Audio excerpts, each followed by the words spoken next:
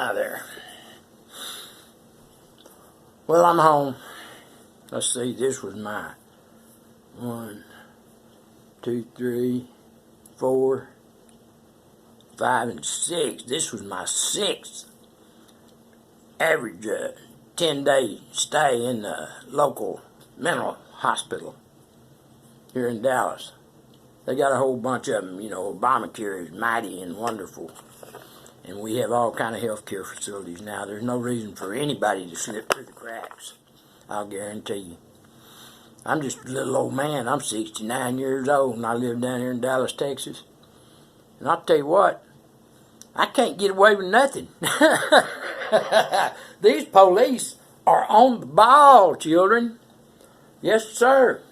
I mean to tell you. It's a long, long story, and I won't bore you with all of it, but make a long story short, I've been in this same old house for, 25, almost 30 years. The day my father died, I moved back in with my mother and my brother to take care of them because my brother was crippled. My mother's old, you know. So I thought, I'm not married right now. None of my women want to have nothing to do with me. I'll just go over and help Mama and Glenn, you know. Help them have a better life. They're in their golden years. And that's kind of what I was wanting to do. But things didn't work out that way. But I stayed here with them for 25 years. My brother died back in January. And let's see, I was doing real good. I went out and bought me 2 brand new Harley-Davidson motorcycles, which I love with all my heart. They are so beautiful and so fun to ride. Made old man feel like a young man again. Then I started having lots of fun, man. I was just having so much fun. But circumstances caused me to have to spend from April of this year until today, which is December 13th, I get out of the hospital or jail and I get locked up in 3 days. That's been the pattern. And I'm about wore out from it. I'm about ready to say, hey, this ain't my job. You know? That ain't what I'm around here for. I've got to figure out what's going on, like these so-called psychiatrists are trying to do. Oh, they try to figure out what's going on, but they don't listen to the damn words you tell them. Go over and tell them what's happening and see how fast they clank them irons on you, buddy. Yeah. Eric, go over and tell them the kind of problems you've been having with your old daddy and see what they do. They'll come out here and lock my ass up in a heartbeat, son. You'll have me put away forever. I hope you don't. I'd hate to die like that. God damn, I'd rather go down fighting. You know. I ain't no coward. And I'm trying to do my best to, you know, live a good life. Hell, I'm too goddamn pretty. And I feel too good on my own. I don't need no damn drugs. I've been being drugged. Yes, sir. I do believe. With something that drove me crazy for 3 days at a time, then I'd blow my cork. Yeah. And every time it was because I dialed 911 because I wanted the police to come out and give me a hand with the problem. I got arrested at the Veterans Day parade. They took me for 2 weeks to a mental hospital because I was downtown on my new Harley-Davidson wanting to ride in the parade, and I was flying a Texas flag and a Confederate flag, and the police just could not allow that to happen.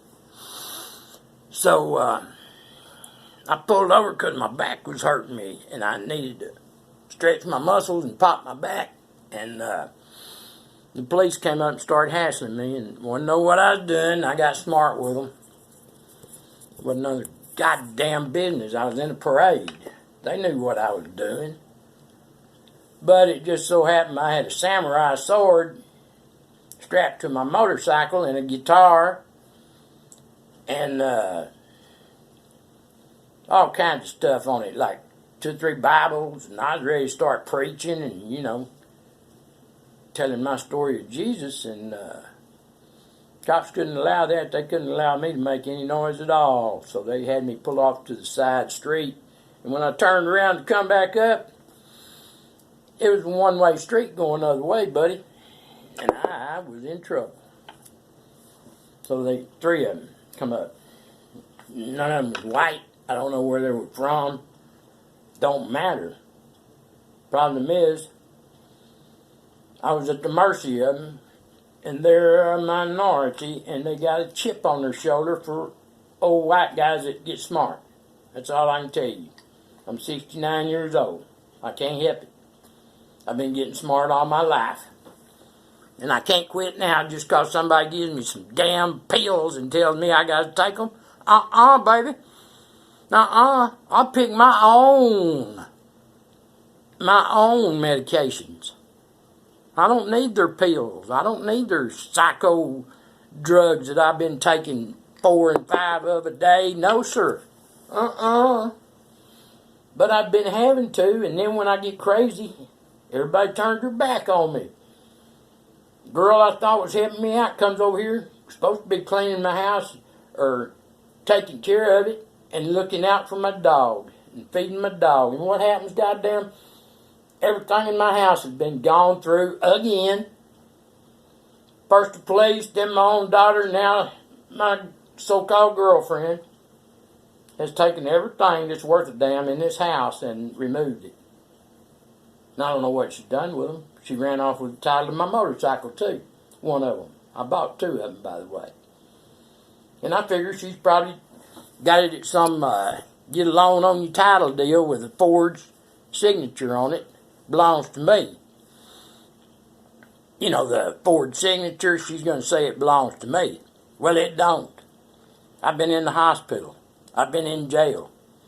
I've been locked up. I couldn't sign nothing, buddy. I can't even pay my bills because the city of Dallas will not release the money they took out of my house when they arrested me the first time.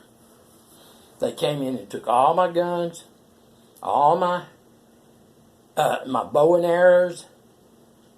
At this time, when I got arrested, they took my swords, my crossbow, my BB guns.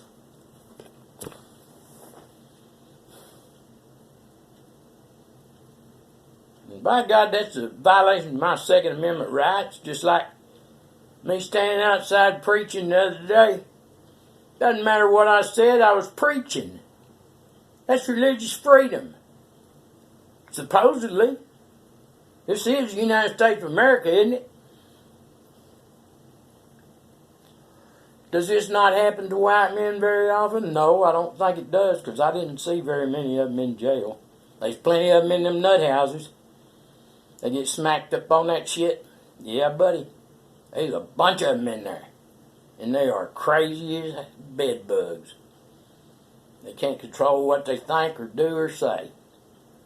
And they was turning them loose left and right, and I stayed locked up for almost 3 weeks.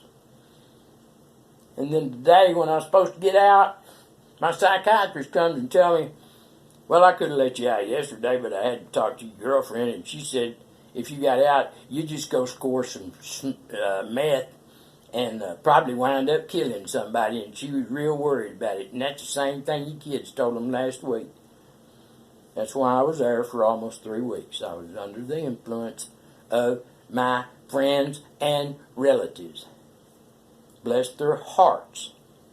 I know they were trying to do what was right for me, but buddy, they do not know me, children.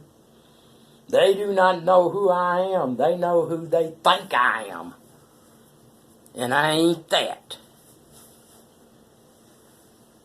I ain't just some little old man from Texas. But you'll never know what I am. Don't matter. My story is what counts. So stay tuned. I'll try to keep you updated if they don't shut me down. I'm going to get off now. I'll talk to you again a little later. See what happens to this one.